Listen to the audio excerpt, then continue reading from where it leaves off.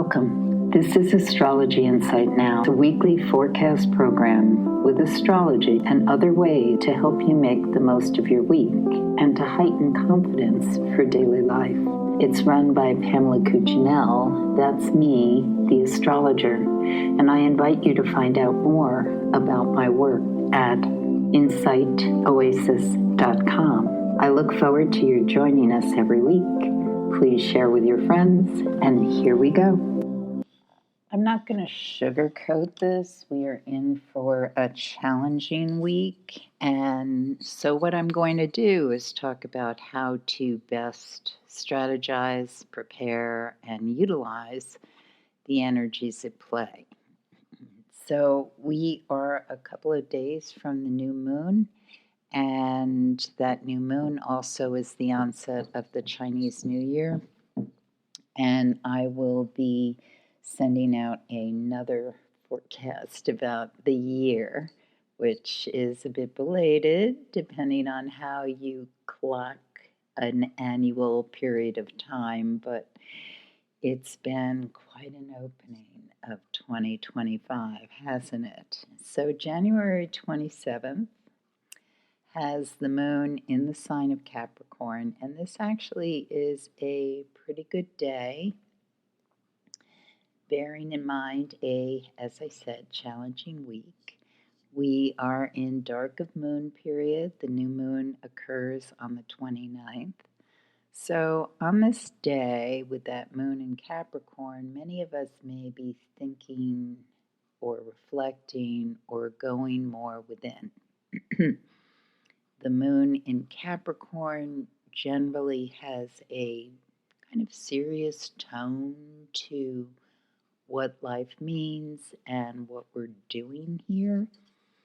So with that in mind, it lends a serious reflection on the day. I mean, it doesn't mean that some people can't be lighthearted and enjoy themselves depending on what's going on, but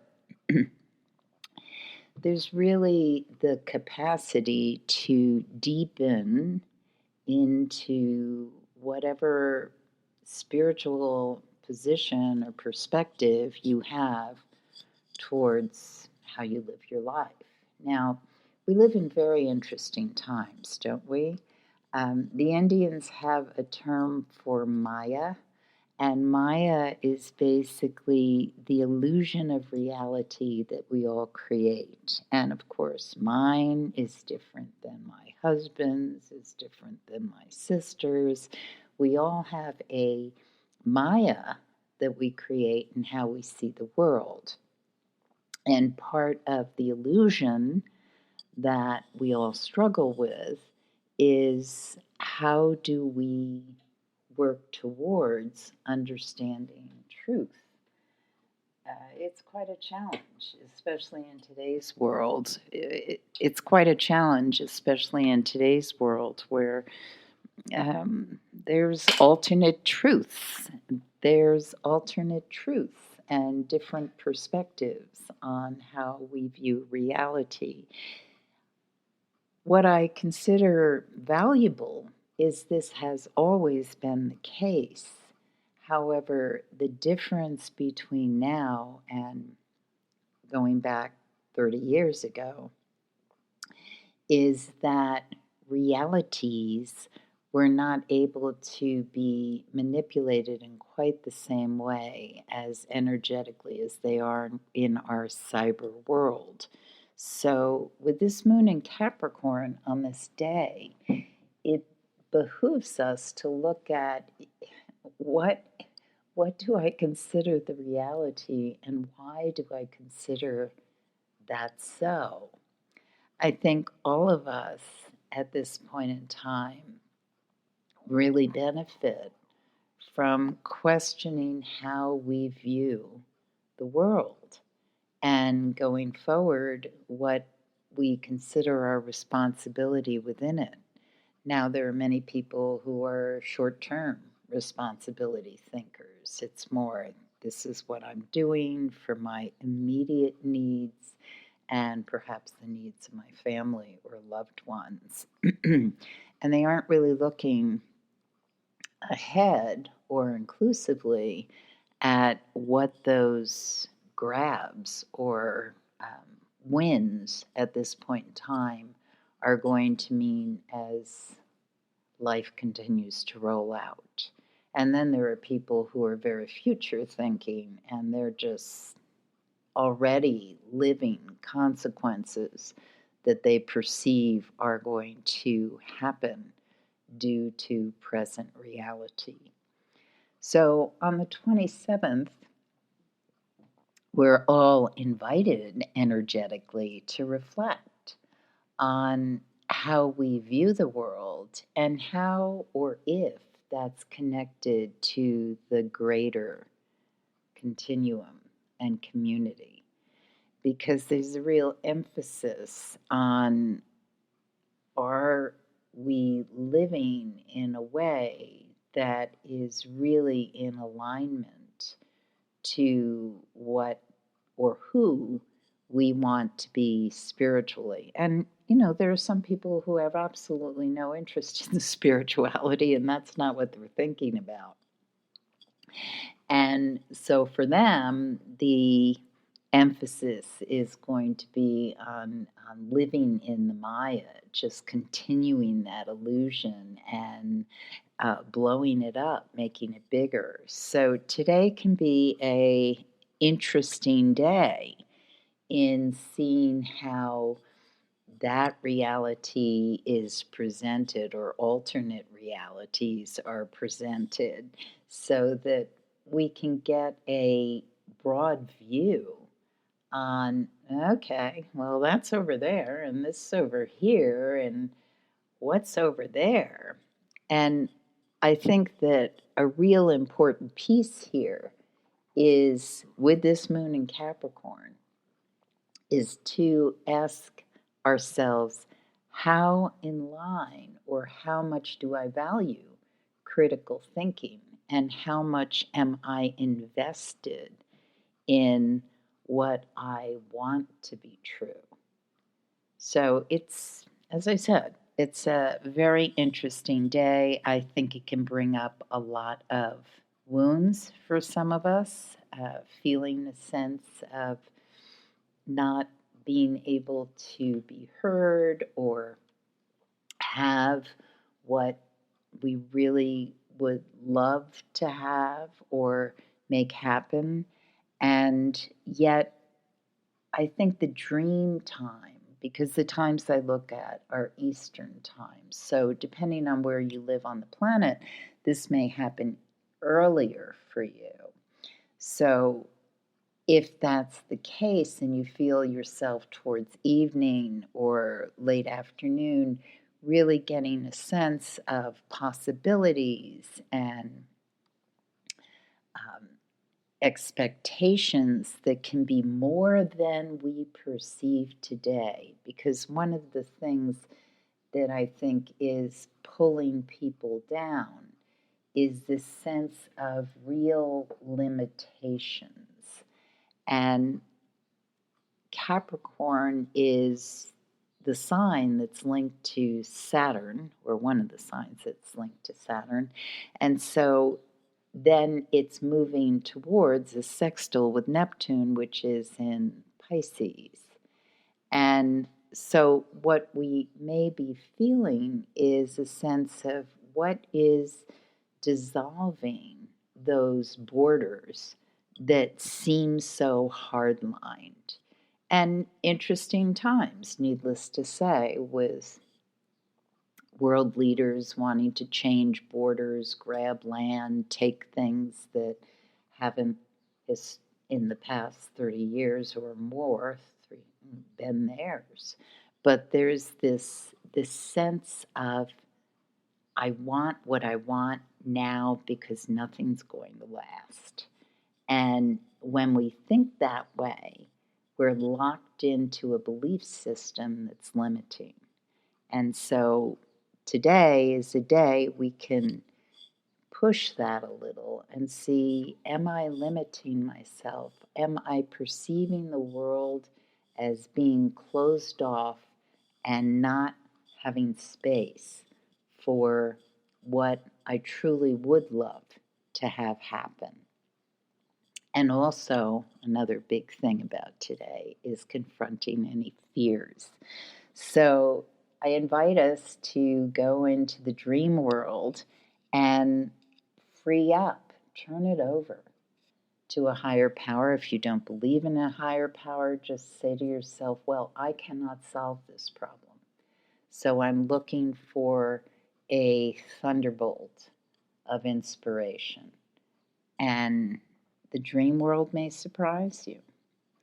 So the next day, on Tuesday the 28th, again, dark of moon period before the new moon, that inspiration may come to some of us in the morning, or that sense of lightness and feeling more love, feeling more connection. And I think this is a real, actually, fecund time to tap into that. Then the moon goes void, of course, at 10:48 a.m. Eastern Time again, and it enters the sign of Aquarius at 2:31 p.m.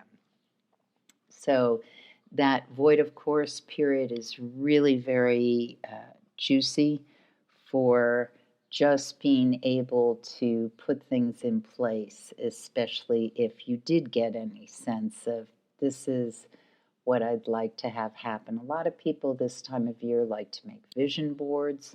So Monday might be a really nice time to do that, or journal, or write down expectations or things that you'd love to see happen throughout the year. And when I say expectations, yes, there's a responsibility component to that. That's the moon in Capricorn.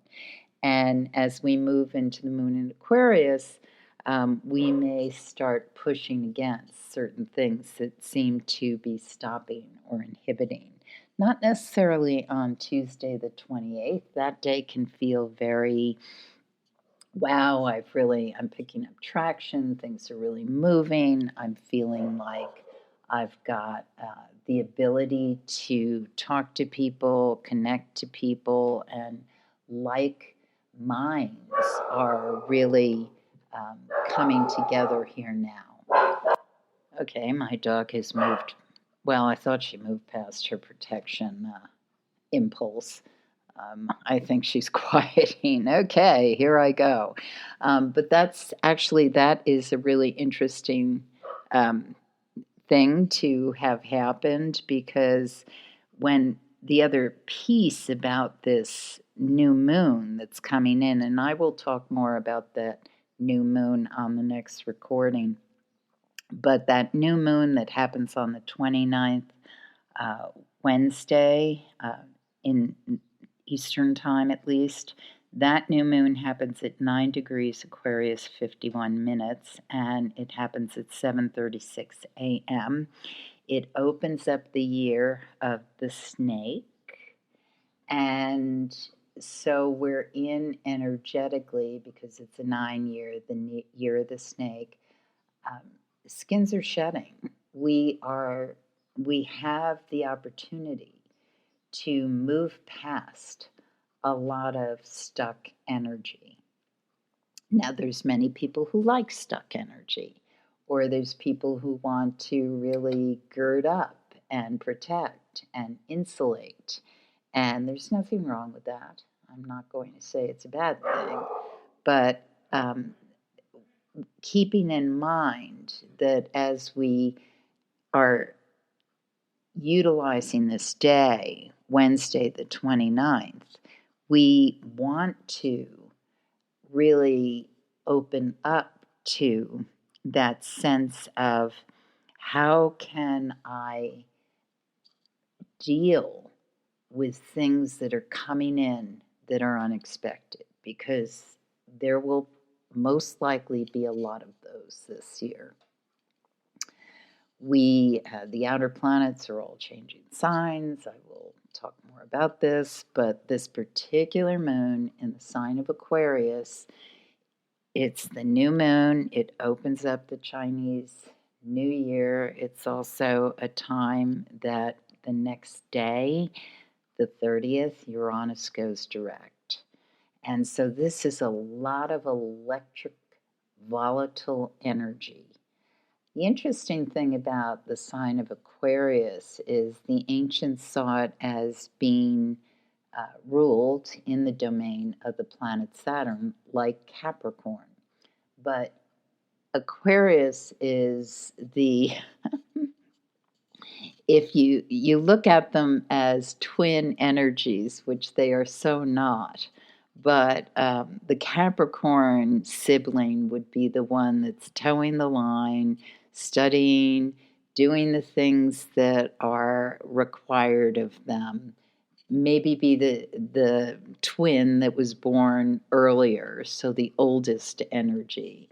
And then the Aquarius is the one that's always shaking things up, rebelling a bit, not staying within the lines, and yet people say, well, how can that be Saturnine energy? Well, Aquarius energy can be very rigid.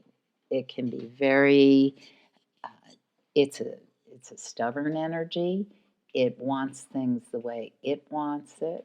So this new moon is kind of pushing against things that maybe have been outlined. And one of the things I foresee is that those of us who think that we have perspectives that perhaps are more progressive or radical, libertarian, individualistic, may find ourselves getting pushed against what we've thought that meant because it's requiring us over the next period of time, and we are in the quote age of Aquarius too.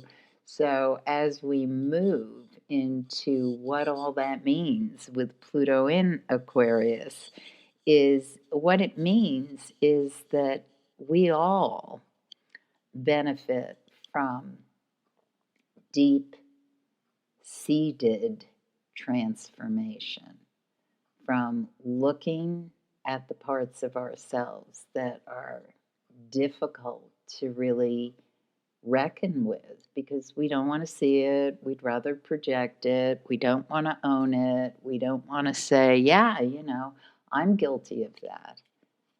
And embrace what it is that we've had trouble coming to terms with.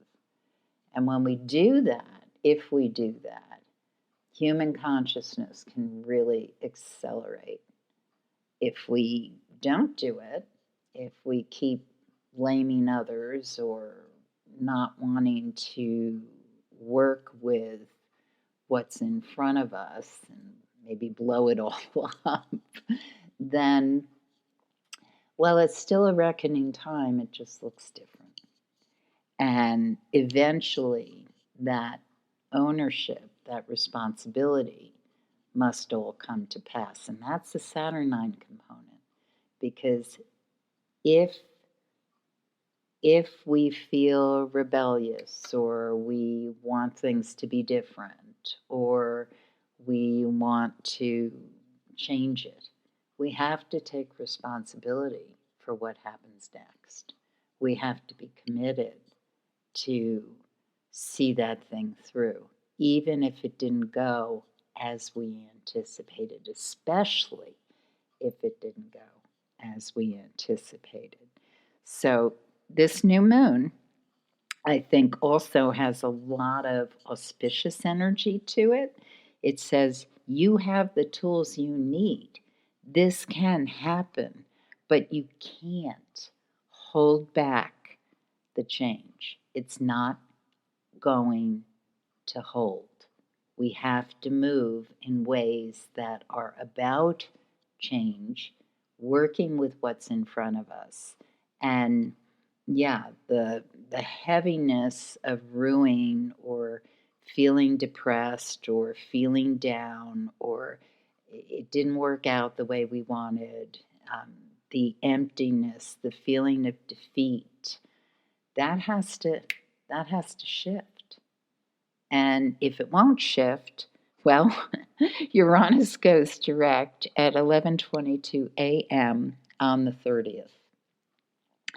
And when Uranus goes direct, sometimes when it goes retrograde, but when Uranus changes direction from Earth's perspective, it often is a incident that the world feels.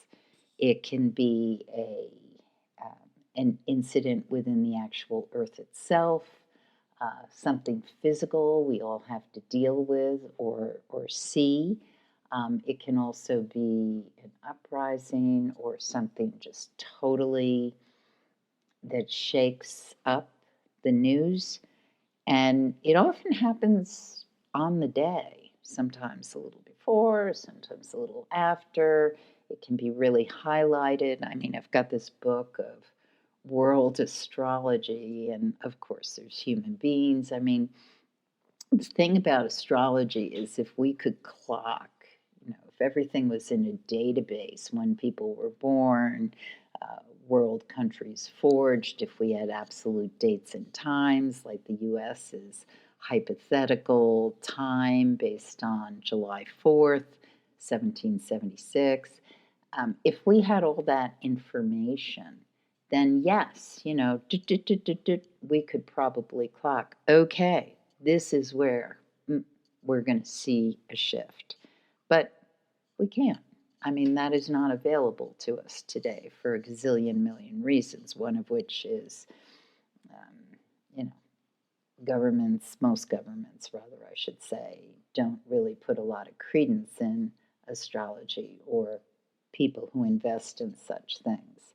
Some people do, some governments do, but not to have that kind of database. And nowadays, actually, at the United States, there's talk of just letting archives and databases just dissolve. Like, let's just have it all go away. Well, doesn't seem like a good idea to me, but that's my opinion. So anyway, Uranus on the Thursday, the 30th Eastern Time.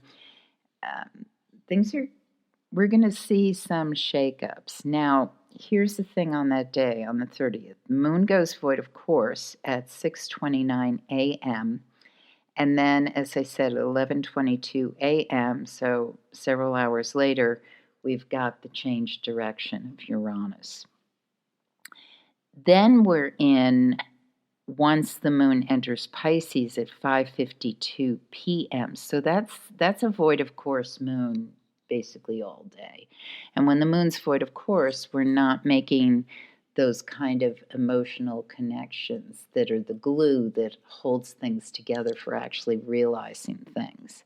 So I see this as kind of a scattered day. It may be that there's, as I said, things in the news. People are preoccupied by a lot of different things. Usually the void, of course, what's recommended is finish things already in motion, clear off your desk, get ready for what comes next. Once that moon enters Pisces, now we're in the good energy of the week. So what we've got with that, and there's a Sun-Jupiter picture around the same time, very close. And so that brings in a lot of uplift and light. So if some of us have felt sideswiped or something's come up that seems very hard to deal with, look towards the horizon. Look towards late afternoon, evening. See where, find the love, actually, is what I would say about this. Find the love, connect to it. Some people may just meditate, others work creatively, some people working on making things flower or come out. And the bottom line is flower within.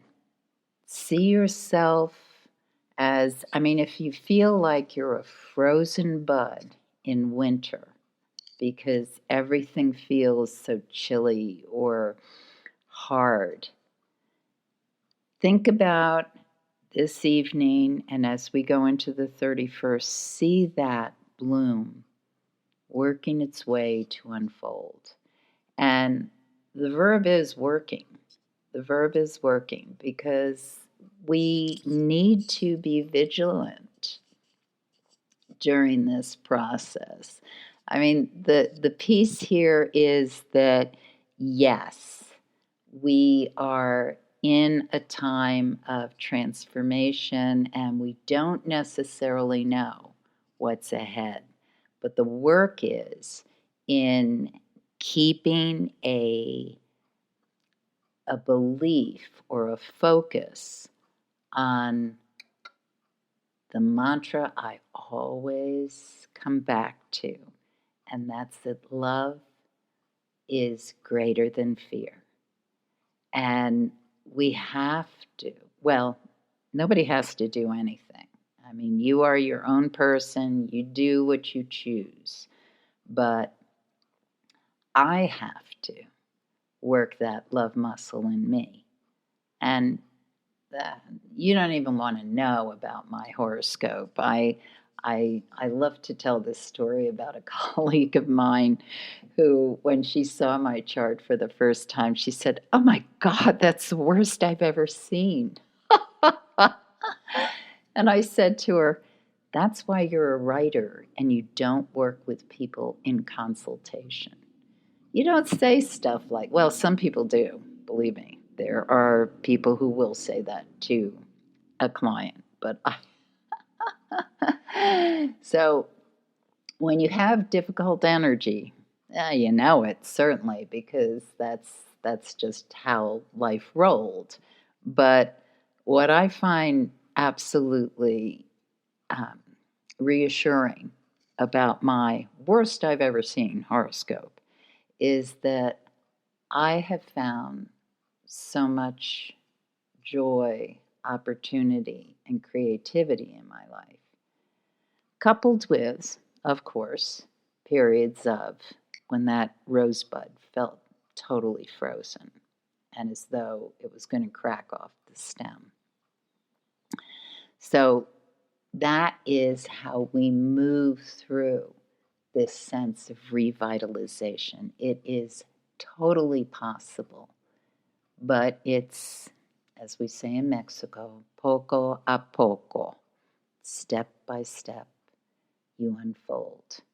So this moon in Pisces with a lovely Venus conjunction that gets very strong on Saturday the 1st.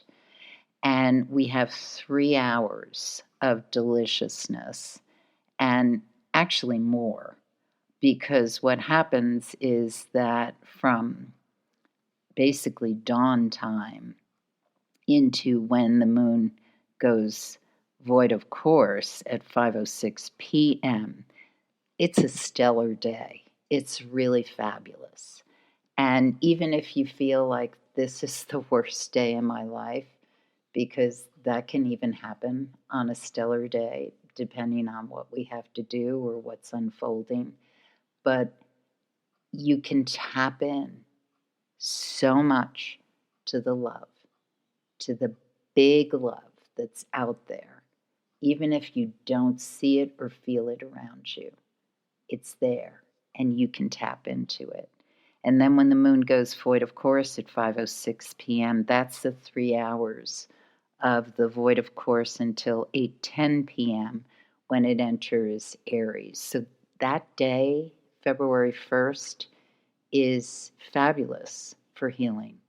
Absolutely fabulous for healing, creativity, reaching out to someone you love, even if you can just do it energetically. Send the love anywhere you feel the planet needs it. And that's a lot of territory these days. Send it to the Arctic Ocean, send it to war-torn areas, send it to places where you think evil resides. Send the love. So the moon goes into Aries, and once it does, then we're hitting friction. And the power comes from noting your reaction, catching it, and choosing how you respond. Be a love warrior. You have been listening to Astrology Insight Now. Please share with your friends, and if you'd like to make a donation, you can do so at astrologyinsightnow.com. Have a stellar week, and we hope to see you next time.